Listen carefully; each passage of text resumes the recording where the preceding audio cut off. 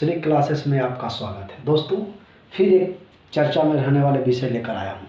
ये है पोस एक्ट, यानी है sexual harassment of women at work place prevention prohibition and redressal act 2013, यानी इसको पोस एक्ट कहते हैं।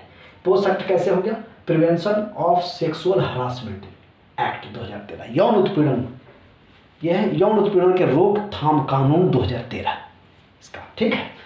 तो अभी ये जानते कि चर्चा में क्यों 2013 में कानून पारित हुआ था, आज 23 है, 10 साल बाद फिर ये चर्चा में क्यों? नंबर 1, देखिए मामला ये फिर से सुप्रीम कोर्ट पहुंचा और सुप्रीम कोर्ट जब पहुंचा तो सुप्रीम कोर्ट इस पर बहुत क्षोभ प्रकट किया और गंभीर टिप्पणी फिर से की।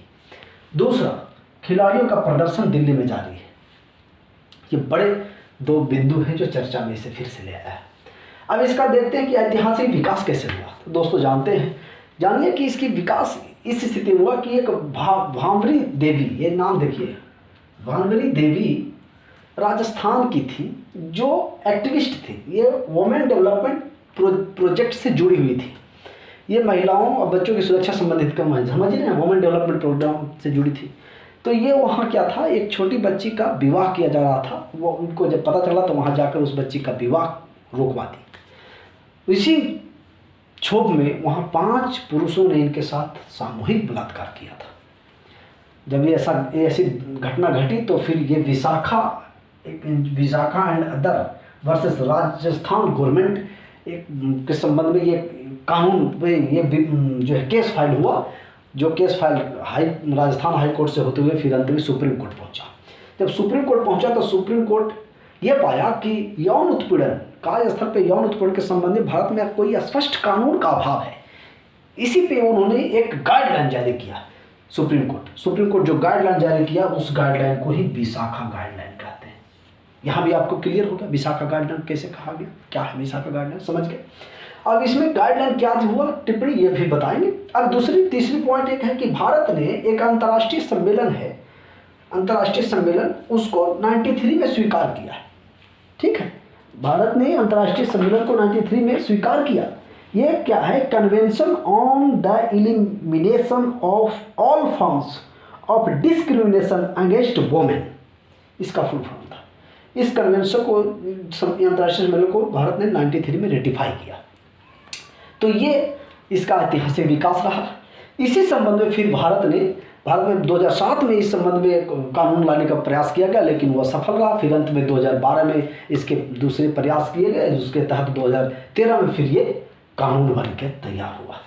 इस कानून का मुख्य प्रावधान अब देखते हैं क्या है। कि पहली बात तो कि किसी भी चीज़ की रोकथाम तभी कर पाएंगे जब उसको हम स्पष्ट रूप से परिभाषित करें।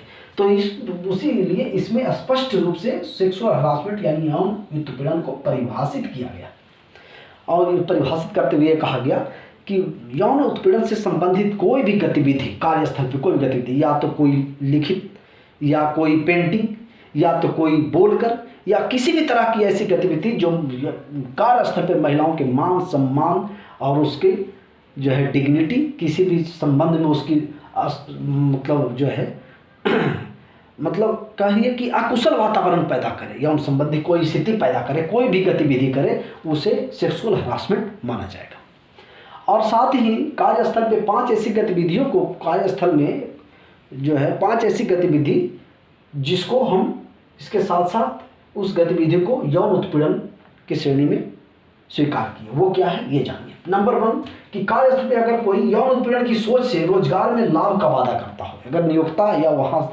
रोजगार में संलग्न कोई व्यक्ति यौन उत्पीड़न की सोच से कोई उसके रोजगार में महिला को लाभ का वादा करता हो, वो भी सेक्सुअल हरासमेंट माना जाएगा, यौन उत्पीड़न माना जाएगा। दूसरा, हानि की धमकी कोई देता हो, उसको उस कार्यस्थल पे कोई किसी तरह की हानि पहुंचाने की धमकी भी देता हो तो सेक्सुअल हरासमेंट माना जाएगा। तीसरा, वर्तमान में भविष्य में रोजगार में संबंध किसी तरह का विघ्न पैदा करने की बात करता हो, सेक्सुअल हरासमेंट माना जाएगा। किसी भी तरह का अकुशल या असहज वातावरण महिलाओं के लिए पैदा करता हो रोजगार स्थल पे, वो भी सेक्सुअल हरासमेंट माना जाएगा। 5वां, महिला को सुरक्षा और स्वास्थ्य के संबंध में कोई खतरा पैदा करता हो, उसे सेक्सुअल हरासमेंट माना जाएगा। तो इन 5 गतिविधि को भी सेक्सुअल हरासमेंट माना गया। अब इसके तहत प्रावधान क्या किया गया, ये नियम बनाया गया कि जहाँ जिस भी नियोक्ता, जो भी कंपनी या कोई संस्था जहाँ 10 कर्मचारी काम करते हो वहाँ आईसीसी का गठन करना अनिवार्य है। आईसीसी का गठन क्या है, ये देखिए, आईसीसी का फुल फॉर्म यहाँ समझ लीजिए क्या है। इसका गठन करना अनिवार्य है, यानी ये है इंटरनल कंप्लेन कमेटी। ये क्या है, इंटरनल कंप्लेन कमेटी, आंतरिक शिकायत समिति। इसमें इसका हेड होगा जो महिला होगी, इसमें 2 अन्य वहाँ की महिलाएं होंगी और कोई एक एनजीओ की वरिष्ठ, कोई एक एनजीओ जिसे कम से कम 5 साल का अनुभव प्राप्त हो, वो इसके सदस्य होंगे। और फिर ये समिति जो है कि कार्यस्थल पे किसी भी तरह की यौन उत्पीड़न संबंधी शिकायत को लिखित रूप में, और जिसको भी, जिस महिला को यौन उत्पीड़न के संबंध में कोई बात करनी है उसे 3 या 6 महीने के भीतर लिखित शिकायत कमेटी के पास करना होगा। तो ये है। दूसरा कि जहां 10 से कम कर्मचारी हैं, ये जहां 10 से कम कर्मचारी हैं वहां लोकल कमेटी का गठन होगा, लोकल कमेटी का गठन होगा। अब वहाँ ऐसी शिकायत को प्राप्त करेगा और फिर उसकी ये कमेटी उस पर कार्रवाई करेगी। अब देखिए कि ये कमेटी कार्य कैसे, जब ये शिकायत होगा तो ये कमेटी 2 तरह के कार्य करेगी। नंबर 1, पहला तो ये है कि या तो ये दोनों के बीच में समझौता करा दे, शिकायतकर्ता और जिसके खिलाफ शिकायत है उन दोनों के बीच में समझौता करा दे तो मामला समाप्त हो जाएगा। दूसरा कि अगर समझौता ना हो तो ये कमेटी उस जो है आरोप को जो लगाया गया है उसका जाँच करेगी और जांच के बाद अगर सही पाया गया तो उचित कार्रवाई करेगी, तब ये मामला फिर होगा। अब देखिए ये है इसका मुख्य प्रावधान। अब ये जब प्रावधान के ये जब स्थिति ऐसी हुई तो हाल ही में जब इसी संबंध में जो प्रदर्शन चल रहा है और ये मामला जब सुप्रीम कोर्ट पहुंचा तब फिर मामला सफलता के संबंध में भी स्पष्ट हुई कि अब ये मामला जब पहुंचा तो सुप्रीम कोर्ट ने ये कहा कि देश में 30 राष्ट्रीय संघ हैं, 30 महत्वपूर्ण राष्ट्रीय संघ हैं जिसमें से 16 अभी तक आईसीसी का गठन नहीं किया।